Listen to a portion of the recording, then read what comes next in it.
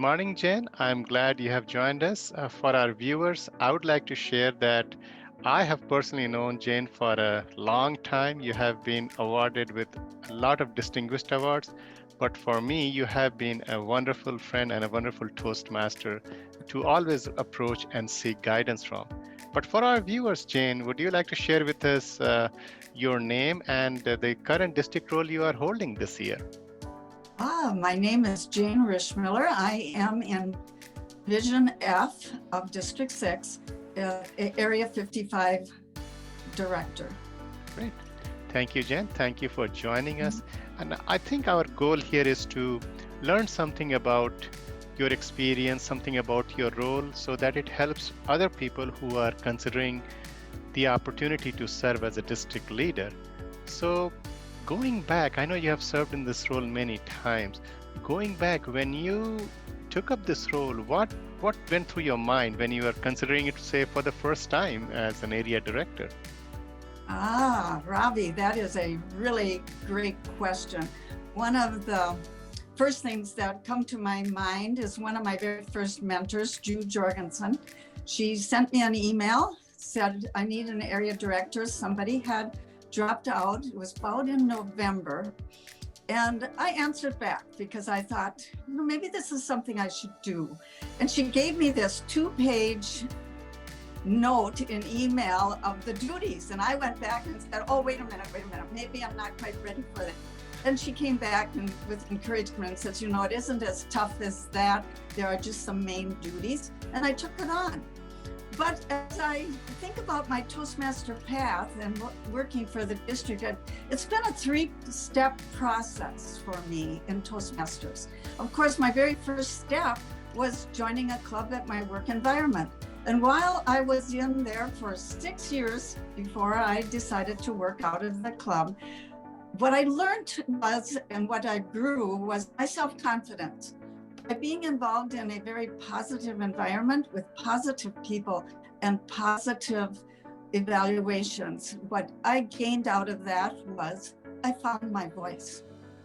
The second step was to get out of my club environment and start working for the district. One of the things that I really loved about being an area director is because I found myself. I found exactly what is my niche in the world? What am I really good at? And being an area director has really helped me to find that little niche. So that's what I found as an area director. And of course, the third step is giving back to an organization of which has helped me tremendously throughout my years. So part of growing is finding yourself, finding your niche, and growing, and then giving back to that organization. So being a leader, working for the district has really helped me work through that whole 3-step process, Ravi. Wow. Your whole description in terms of 3-step process just is a testimony how well you perform as a leader and how well you can present the thoughts to us. So I definitely like to agree. And personally, I have developed myself as a leader, so I can relate to the niche that we all look for. Jane, if you were to look back and of all the positive experiences and stories that you have shared, was there one that stood out as a district leader so far? Oh, what one positive experience. Or stories, if there are more than one. Or story. Well, I'm a storyteller. I love to tell stories.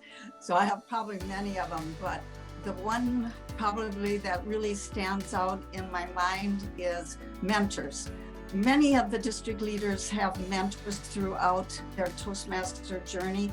And I look back and say to myself, wow, I never really had a true mentor, but I had many mentors because I watched all my division directors, all the leaders. I found out what worked for them, what didn't work for them, and then I would try to put that into my experience. So mentoring is probably something that I look back on saying, I didn't have a mentor, but everyone in Toastmasters has been a mentor. So that has been my experience within Toastmasters that I really remember. I couldn't agree more.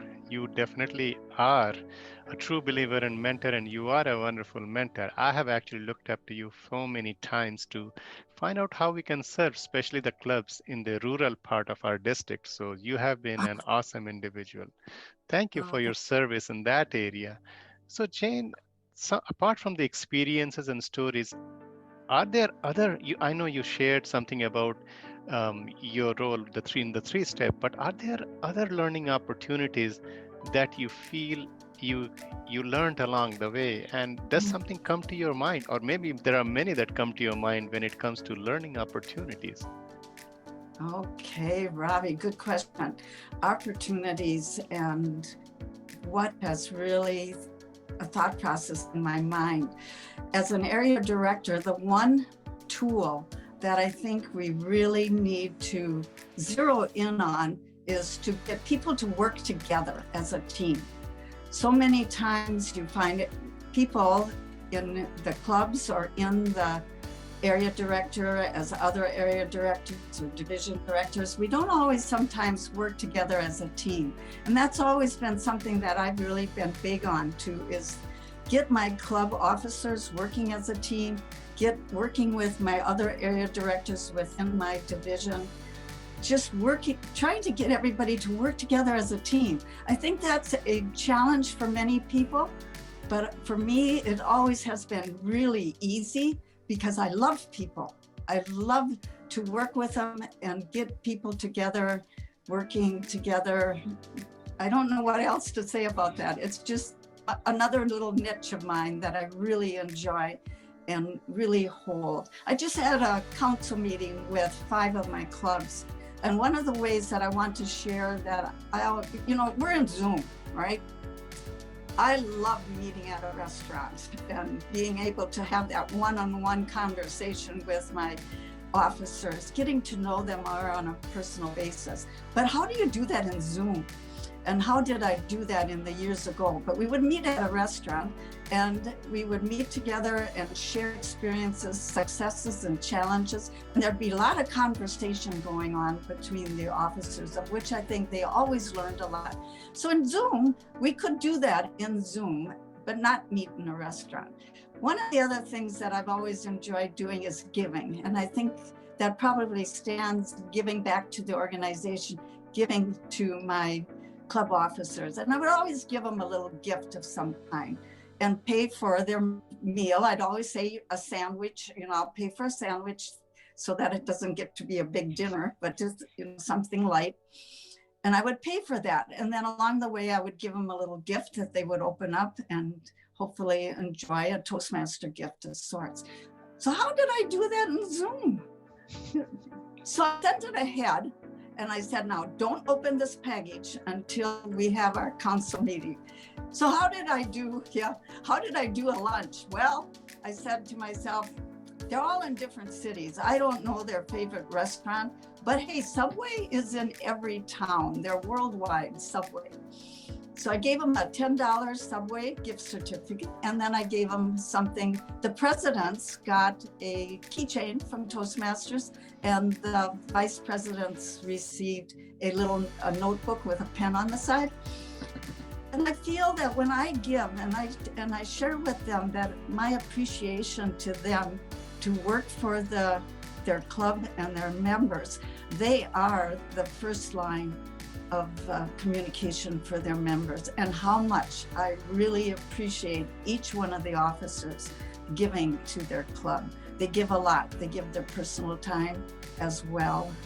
Their families give up some personal time with them. And at the end of the meeting, I always make sure to tell them that when this meeting is over, please go to the family member and from me, tell them, thank you for sharing this person with me tonight. I love hearing that, Jane. Especially, there are 2 nuggets that I picked up. One is the gift of giving, I would say, and if I were to paraphrase it.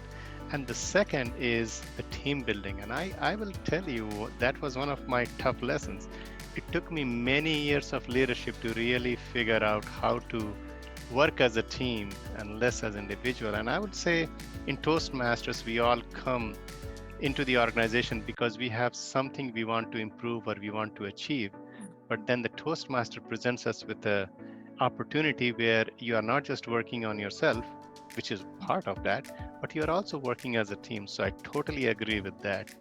And I love the gift of giving. I wish I could go back because my end of my district director year, it was all about working through Zoom. And I wish I could meet everyone in person and hand them the trophy. But I'm glad I have picked up some ideas, and I think I'm going to employ that with my staff at work, where I can definitely do something equivalent. So thank you for sharing those ideas. You know, Jane, I have admired you, and many people have admired you. I'm sure you have messages and words of wisdom that you can share. Is there something that you'd like to share with our viewers? Anything positive, anything encouraging, or anything that comes to your mind for our viewers? Oh, stepping out of your comfort zone. You're, in a club, any organization, you get yourself into a little comfort zone and you're comfortable there. But if you want to stretch yourself, you need to get out of that comfort zone and start maybe working like Toastmasters in the district or in another organization. Develop your leadership. I always said in Toastmasters, the old picture we get is there's the communication path and there's the leadership path. And I always said, there is an arrow that goes straight through the middle, and that is building self-confidence. So get out of that comfort zone, start thinking a little bit about getting your growth just to another level. Wow, I am very familiar with that leadership track and communication track, and I never really thought in terms of our self-confidence. So that is an excellent message. It was really wonderful hearing so many things from you, Jane. Is there anything else that you'd like to share with our viewers that we may not have covered during our short conversation? Probably. I joined 20 years ago, April 1 of 2000, and I hung in there through many difficult times at work at my club at work. I gotta say, I took a sabbatical for 1 year. I paid my dues, didn't go to a meeting. Why didn't I go to a meeting? Because there were 2 members that joined that wrote books. And I kept saying to myself, what can I share with them that would be a little bit better? So, I just want to share, keep hanging in there. Well, it was wonderful spending time with you, Jane. I know you have some pressing needs that you need to take care of. So please do that. Please say thank you to your family from my side because you have spent this time. And it was really nice talking to you. Let's get together again and talk some more. Have a great day, Jane. Bye now.